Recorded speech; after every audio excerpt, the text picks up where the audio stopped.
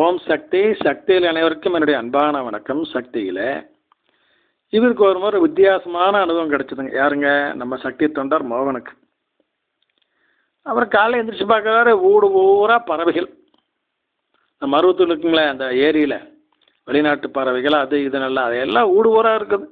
செல்ஃபை 2 படுத்து இருக்குது, பொட்டி மேலே 2 படுத்து இருக்குது, பெட்டில் படுத்துருக்குது, பல மாதிரி. இவர் ஏடா அது வீடு வரா பறவைகளாக இருக்குது, இவருக்கு அந்த மாதிரி ஒரு காட்சிங்க. அப்படின்னு சின்ன பெரம்பொண்ணை எடுத்து அந்த பறவைலாம் லேசாக தட்டி தட்டி எல்லாம் போங்க போங்க, இல்லை வெளியே போங்கன்னு முடிக்கிட்டு இருக்காரு. அதெல்லாம் ஒன்றும் நகரக்கோடு இல்லை. அப்புறம் இந்த நிலையில் இவருக்கு ஒரு தகவல் வருது. என்ன அப்படிங்கன்னா, மேல்மருவத்தூர் இருக்கிற ஏரிகள் எல்லாம் அந்த காட்டாமணக்கு செடியுமே மற்ற வேண்டாத தாவரங்களும் வளர்ந்து ஏரிவே பால் படுத்திட்டு இருக்குது. நாங்கள் எல்லோரும் உழவாரப்பணி செய்ய போகிறோங்க.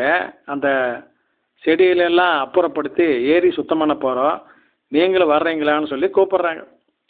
இவர் அதை மாதிரி போயிட்டாருங்க. 50 தொண்டர்களோடு போயிங்க மேல்மருவத்தூர் இருக்கிற அந்த ஏரியை அந்த காட்டாமணை செடியெல்லாம் வெட்டி எடுத்து சுத்தம் பண்ணி கொடுத்துட்டு வந்தாருங்க.